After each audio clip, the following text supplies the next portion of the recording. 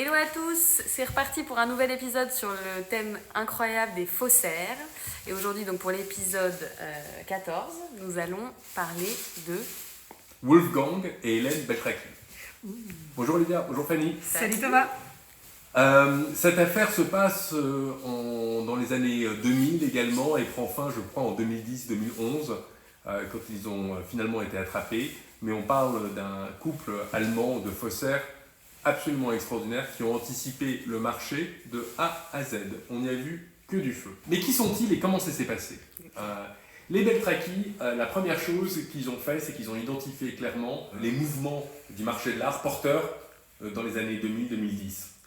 Et il y en avait trois. Il y avait les expressionnistes allemands et autrichiens, qui étaient très très importants, dont Christie's faisait des ventes à thème spécialisées sur cet art. Il y avait le surréalisme, qui faisait aussi l'objet parmi les canons d'une vente annuelle thématique, et le fauvisme. Et c'est sur ces trois axes, ces trois mouvements-là, qui va se brancher et essayer de faire des faux pour les insérer dans le marché. Donc première chose, l'identification des marchés.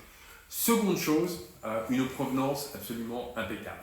Et très rapidement, Beltraki et sa femme vont utiliser le grand-père de Madame Hélène Beltraki, qui était un petit industriel à Cologne, qui s'appelait Werner Jäger, et vont le faire passer, lui, pour un industriel fortuné en Allemagne, qui a énormément acheté dans les grandes galeries, notamment d'Erstorm, la grosse galerie qui est un peu le correspondant de Kahnweiler en Allemagne, et va acheter pas mal d'œuvres.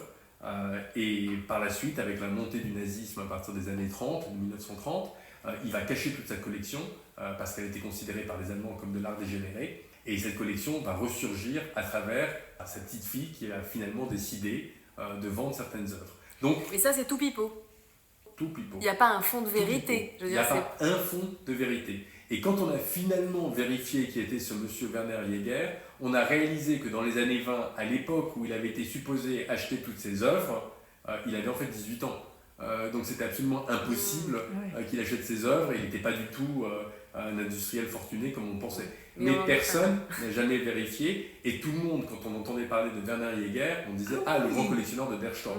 C'était devenu une magnifique provenance sur le marché. Magnifique provenance. Ce qu'il faisait, c'était assez malin aussi. Beltraki, donc d'un côté, il avait inventé une provenance, de l'autre côté, il identifiait dans les catalogues raisonnés toutes les œuvres qui n'étaient pas illustrées, qui étaient répertoriées dans le livre comme œuvres perdues, œuvres inconnues, et souvent des œuvres qui avaient été en plus, de surcroît, exposées dans les années 20 ou dans les années 30 en Allemagne. Donc qui aurait été susceptible d'avoir une étiquette de l'expo. Voilà. Une étiquette de l'expo, une taille, un titre, mais pas reproduit. Parce que la galerie d'Erstorm, quand ils faisaient leur petit catalogue d'exposition dans les années 20-30, il était hors de question de reproduire la même, c'était juste une liste d'œuvres avec les dimensions. Donc lui, il reprenait le titre et la dimension du tableau, réinterprétait un tableau donc de Kappendank, de Kirchner, de Max Ernst, très très très fort. Une grosse préparation quoi en fait. Et recréer des étiquettes au dos du tableau. Et donc, les experts en question et la communauté du marché de l'art, quand elle découvrait ces tableaux, disaient bah oui, on sait que la galerie d'Erstorm en 1927 a exposé un Max Ernst de telle taille, qui a disparu depuis. Maintenant, grâce à Werner Jäger et son incroyable œil de collectionneur, il a pu acheter ce tableau et l'a caché dans sa famille pendant 80 ans, et maintenant il refait surface. Et ça, c'est très important, parce qu'un tableau inconnu qui refait surface, tout le monde doute. Un tableau répertorié, connu, dans les bouquins, mais perdu, ça, c'est beaucoup plus facile de l'authentifier de nouveau, parce que c'est une redécouverte. Oui, à nouveau, on te montre ce que tu as envie de voir. On te montre exactement ce qu'on a envie de voir. Et c'est très très impressionnant, parce que donc Beltraki non seulement savait peindre, mais des artistes très différents. Parce que pour savoir faire un Kirchner, il a fait des Matisse, il a fait pas mal d'artistes, et notamment Ernst. Où il a fait un grand tableau qui a figuré dans la Biennale à Paris et qui était en couverture du journal du Figaro en disant chef-d'œuvre à la Biennale. Personne n'y a vu que du feu. Alors ça aussi, il y a toujours des gens qui vous diront après coup, a posteriori, j'ai mal senti, ce tableau m'a jamais plu. Oui, mais par rapport à Van Meegeren justement, dont on a parlé, où là, une fois que tu le sais, c'est quand même plus facile de voir la différence et de te dire bon, c'est pas très convaincant. Là, honnêtement, c'est quand même vachement difficile de voir. Enfin, il était quand même vraiment très doué. Très très doué. Très doué Très, comme doué. peintre. Surtout dans la recomposition, en prenant plusieurs éléments de plusieurs tableaux existants et de recréer des compositions à partir de rien. C'est presque plus trop beau pour être vrai, parfois ces tableaux, que mauvais, je trouve. Oui, alors il y en avait qui étaient assez moyens. Sincèrement, parce que même les grands peintres parfois peignent des tableaux assez moyens. Un autre superfuge qu'utilisait justement Beltraki, en dehors de ces fausses étiquettes, de cette provenance Irner-Weger, ce qu'il faisait, c'est qu'il faisait poser sa femme, il avait retrouvé des habits d'époque, du mobilier d'époque de 1920, un appareil photo d'époque, du papier de tirage d'époque, et il prenait en photo sa femme en disant que c'était l'épouse de Werner Jaeger et donc sa grand-mère, dans son salon, avec les tableaux au mur, en noir et blanc.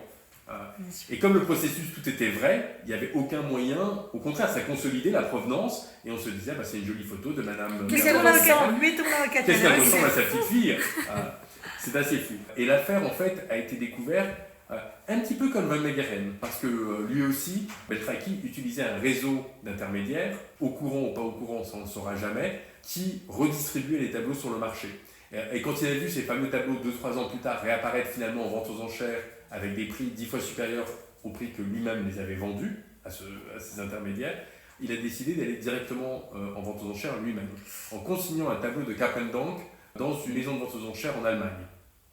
Et c'est quand même des erreurs de débutants. Enfin, je trouve que les deux, tout d'un coup, ils se mettent... ils se dans le pied, quoi. C'est ça, quoi. Ah oui, mais il voit je ne sais pas combien d'œuvres qui passent en vente de sa main et que personne ne dit rien. Il se dit, c'est surtout il ne risque rien. Que d'autres en plus se font des fortunes et ça, c'est encore un truc d'égo. Mais là, il se présente lui-même, quoi. Tous les faussaires vous raconteront tous la même histoire. Que, en fait, leur propre œuvre artistique n'a pas été reconnue par le marché et par la critique. Et donc, en guise de vengeance, ils veulent montrer au monde qu'ils sont capables de faire un faux Renoir, un faux Matisse. Oui, vous verrez si je suis un mauvais peintre, vous allez tous et en fait, ça c'est totalement panneau. pipeau, c'est absolument pas vrai. La seule motivation d'un fausseur, c'est gagner de l'argent au point barre. C'est tout. Il n'y a pas de morale là-dedans, il n'y a pas de Robin des Bois, il n'y a rien du tout. C'est juste la table du gain. Voilà. Oui, donc là, des vrais escrocs, des vrais criminels. Tout énervé de voir que ces tableaux, il y avait des culbutes qui étaient faites et qu'il n'en profitait pas, il s'est dit, je vais moi-même y aller et ça ira mieux. Mais en te coupant d'intermédiaire, et du coup, tu es face au danger de manière imminente. Et donc, il consigne ce grand tableau de Carpendonck qui a un certificat récent de l'expert en vigueur de Carpendonck. Carpendonck, c'est un peintre des années 10-20 allemand, très coloré, qui s'est inspiré pas mal du fauvisme, et le tableau est répertorié, mais il n'y a pas d'image dans le catalogue raisonné. Il a un certificat, il a la provenance de Werner Jaeger, et il va se vendre dans cette petite maison de vente aux enchères Lambert pour 3 millions, 4 millions d'euros, pour un prix record pour l'artiste, pour Carpendonck. Et il a été acheté par une galerie à Genève pour le compte d'un de leurs clients. Et on est autour de la période de Noël, en fin d'année, et leur client est très très content. Petit Carpendonck pour Noël. Voilà, et la galerie envoie à leur client le catalogue raisonné, en disant en cadeau de Noël, je vous offre le catalogue raisonné. Et le collectionneur en question rappelle en disant j'ai retrouvé mon tableau, mais il n'est pas illustré. Est-ce que vous êtes sûr que c'est un vrai? Alors la galerie est quand même très embêtée parce que c'est un de leurs très gros clients qui conseille régulièrement, etc. Et ils se disent, ils ne comprennent pas qu'en fait le tableau a été perdu pendant des décennies, donc n'a pas pu être illustré dans le catalogue. Mais on lui avait pas vraiment dit que c'était pas complètement clair comme le sont bien les tableaux. Mais personne ne s'en doutait, parce qu'il y avait, je crois que c'était Madame Firmenich, qui est l'expert de Carpendonck, qui avait fait un certificat en bonne et due forme. Et donc la galerie contacte Madame Firmenich, qui est en vacances de Noël, et qui dit à mon retour au mois de janvier, je vous ferai un certificat en bonne et due forme, où je viendrai voir le tableau, je confirmerai que c'est bien celui-ci. Ah, mais parce qu'elle ne l'avait pas vu en amont. Elle ne l'avait pas vu en vrai. Ah oui, d'accord, elle l'avait. Mais au téléphone, elle s'engage, elle dit je n'ai aucun doute sur la véracité de ce tableau, etc. Sur photo. Oui. Et la galerie bien embêtée dit ça m'embête d'attendre mi-janvier, fin janvier, début février pour avoir une énième confirmation. Et elle commence à faire du travail de son côté, du travail de recherche. Et en retournant le tableau, travail qu'elle aurait pu faire éventuellement avant pour son client, mais bon. Mieux vaut tard que jamais. Il n'y a pas vraiment de raison. Elle fait du zèle. Elle est absolument persuadée, comme nous tous, comme tout le monde, qu'il s'agit d'un vrai Carpendonck. Le tableau est vraiment bien fait. Et il faut voir au dos du tableau, il y a des étiquettes de la galerie Bergstorm, des vieilles étiquettes, des étiquettes qui sont devenues presque fébriles, qui peuvent se casser, qui sont très très fragiles parce qu'elles ont 80 ans d'âge, etc. Donc tout ça avait un sens. Et elle découvre une étiquette qui était peu connue à l'époque, qui est une ex-libris de Fleischstein. Fleischstein étant le directeur de la galerie Der Sturm en Allemagne, qui avait fait ses étiquettes, soi-disant, pour les œuvres qui appartenaient à sa collection personnelle. Et elle connaît un expert, l'expert d'Otto Dix, autre peintre allemand, qui vit à Rome, cet expert, qui, à titre personnel, fait des recherches sur la collection de Fleischstein. Et donc elle envoie à Rome, à l'expert d'Otto Dix, l'étiquette ex-libris de Fleischstein, en lui disant « Fleischstein a eu ce tableau, est-ce que dans vos archives et dans votre travail que vous faites de recherche sur Fleischstein, est-ce que vous avez une trace de cette œuvre de Kapendonk ?» Et l'expert répond très rapidement, en plein Noël, Nouvel An, répond « Non seulement je n'ai aucun signe du Kapendonk dans la collection de Fleischstein, mais en plus, je n'ai jamais vu cette étiquette. Ça fait 30 ans que je travaille sur Fleischstein et la galerie Der Sturm, je n'ai jamais vu une étiquette ex-libris. » Et le personnage, donc l'étiquette est assez complexe parce qu'elle montre une gravure du portrait même de Fleischstein. Et l'expert en question dit ce fameux portrait de Fleischstein, en plus, il me rappelle une photo de Fleischstein. Est-ce que vous êtes sûr de son authenticité? Parce que j'ai l'impression que l'étiquette a été faite sur la base d'une photo et c'est pas une vraie étiquette ex-libris, sinon en 30 ans, j'en aurais découvert une. Et là, elle regarde de près à la loupe l'étiquette et qu'est-ce qu'elle voit? Des pixels. Non.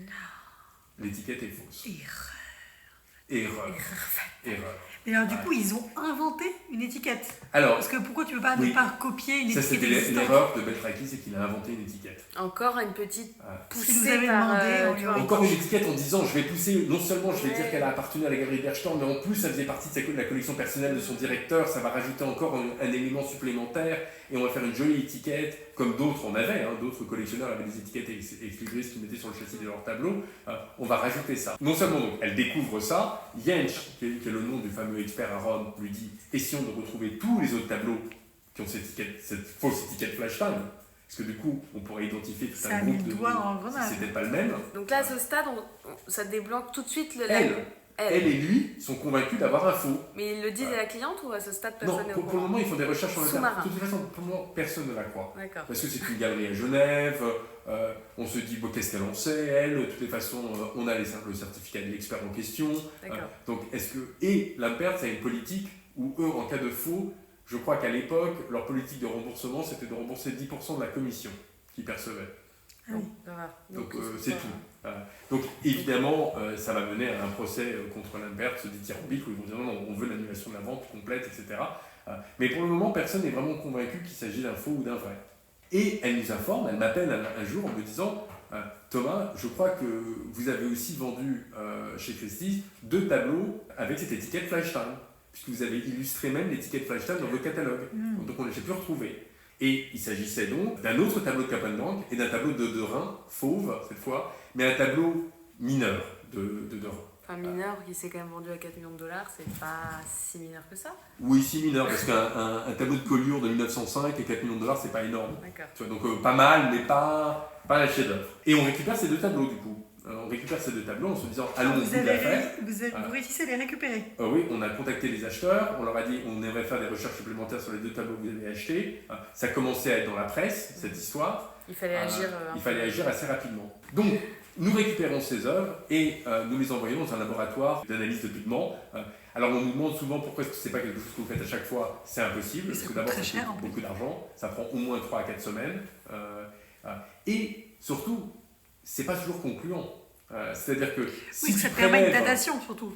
Ça permet juste d'avoir une datation. Une datation, voilà, ça ne dit pas qui l'a peint, oui, si c'est un faussaire contemporain du peintre. Et si tu prélèves un tout petit peu de pigment d'une restauration, d'un vrai tableau mais qui a été restauré, évidemment, le repeint même par le restaurateur, le pigment ne jouera pas sur la datation. Et c'est donc le blanc de titane qui permet surtout... Alors il y a plusieurs. En fait, ce que tu fais, c'est que il y a une chronologie qui a été établie sur la date de fabrication et la date de commercialisation et dans quel pays de chaque pigment. Donc tu sais que tel et tel bleu a été fait et commercialisé en Allemagne à partir de 1925 ou à partir de 1985. Si c'est 85, ton tableau ne peut pas dater de 1910. Oui. Et le laboratoire a fait exprès de prélever, mais c'est des minuscules, c'est même pas des têtes d'épingle, des minuscules fragments de peinture sur tout le tableau, pour éviter justement qu'on puisse dire vous avez tapé dans le travail du restaurateur, pas de l'auteur. Et on a eu les résultats 4-5 semaines plus tard et c'était assez fou parce que d'abord le laboratoire nous montre les dos des deux tableaux, des deux faux, donc de Rhin et Grafenbrand, qui n'ont rien à voir l'un avec l'autre. On réalise que les châssis sont les mêmes, que les étiquettes sont situées aux mêmes endroits, que les deux étiquettes sur chacun des tableaux, il y a des étiquettes qui sont déchirées, partiellement déchirées, où il a poussé le vis jusqu'à la partie qui a été protégée du soleil parce qu'il y avait l'étiquette, la partie arrachée, le bois est plus clair sous la partie arrachée, donc c'était super malin.